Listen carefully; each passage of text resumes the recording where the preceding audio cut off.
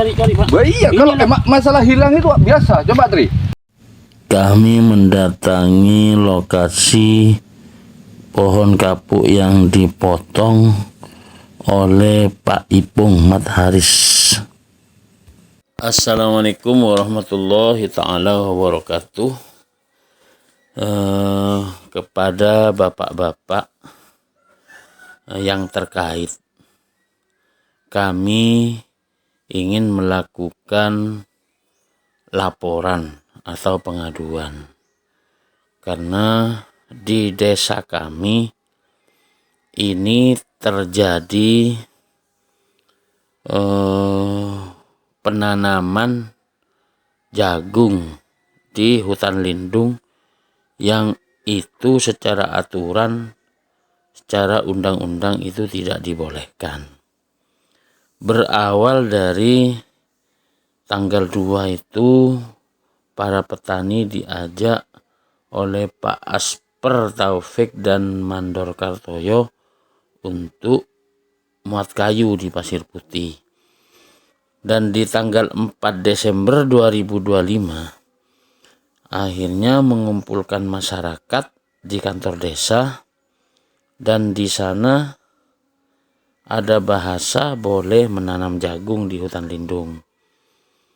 Tanggal 6 Desember saya melaporkan ke Pak ADM.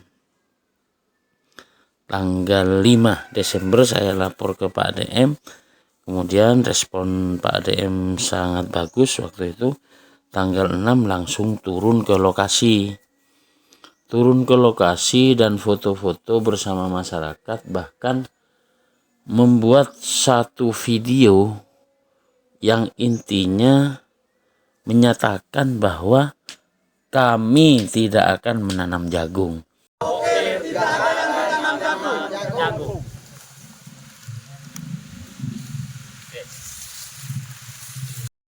Dan kami ada catnya. Kemudian kami pertanyakan kepada Pak Asper, katanya Pak Asper boleh dengan definisi-definisi menurut Pak Asper yang diartikan sendiri. Malah Pak Asper Taufik itu menjelaskan di sana ada tarikan uang, ada yang 50 dan ada 100 per lokasi.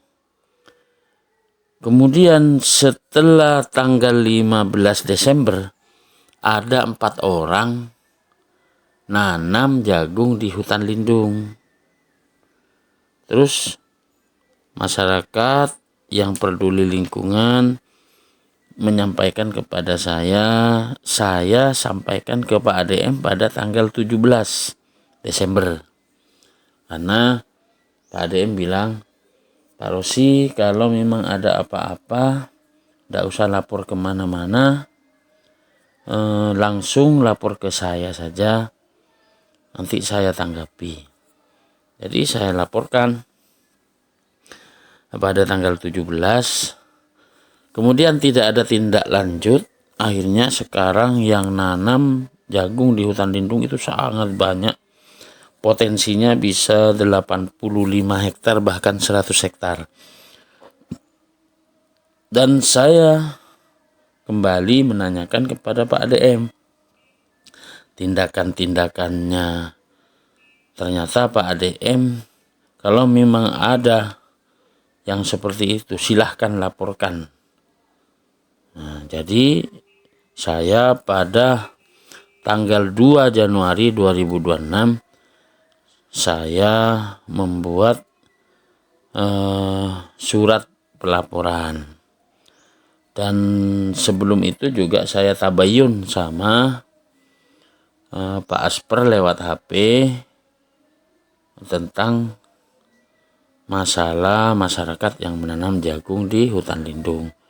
Pak Asper Taufik menyampaikan kalau memang ada tangkap saja. Terus kalau saya yang menangkap, sedangkan saya bukan petugas perhutani dan tidak punya bayaran dari perhutani, Pak Taufik itu Asper cuma mau menerima gaji tapi tidak mau menjalankan tugasnya. Nah, saya sampaikan ke Waka juga seperti itu. Dan selama ini kalau Asper Taufik melakukan sesuatu walaupun salah dan melanggar hukum, Pak Waka Yayan dan Pak ADM itu tidak berani. Jangankan menindak, menegur saja tidak berani. Iya, kalau masalah hilang itu biasa. Coba Tri, sampean WA saya gimana kalau patroli? Coba lihat. Bukan, saya diintimidasi. Ini ada tonggak, ini gini. Wah. Lah, di sini saja ini 100 lebih, Pak. Coba etong, di mana etong?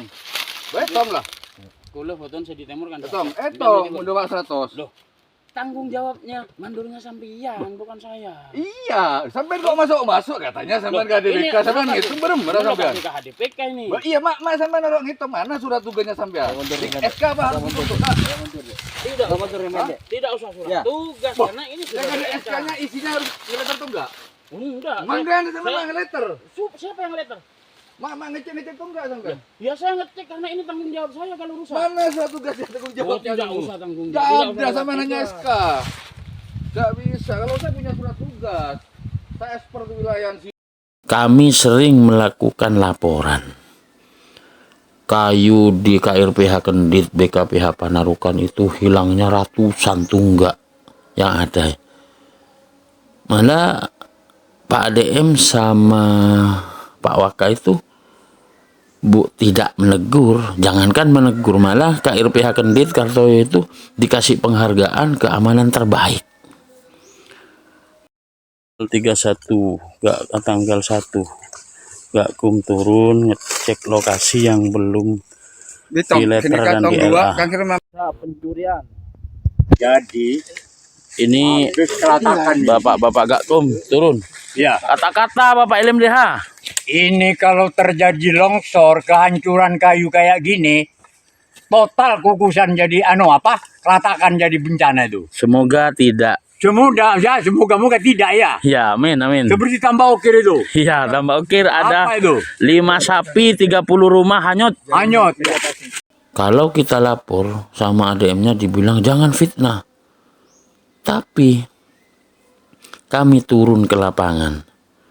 Ini bersama Gakum tanggal 5 Agustus 2024. Kami menemukan banyak sekali tonggak.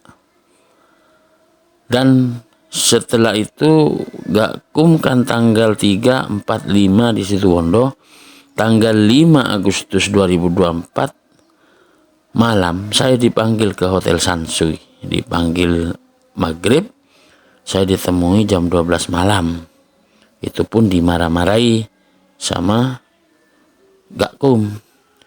Kemudian kami turun lagi tanggal 11 Juli 2025 bersama Gakum ke lokasi hutan lindung yang lokasinya diduga dipotong oleh Pak Ipung.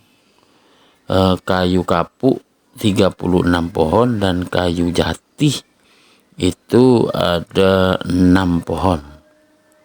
Itu bersama Gakum dan Gakum menyaksikan langsung.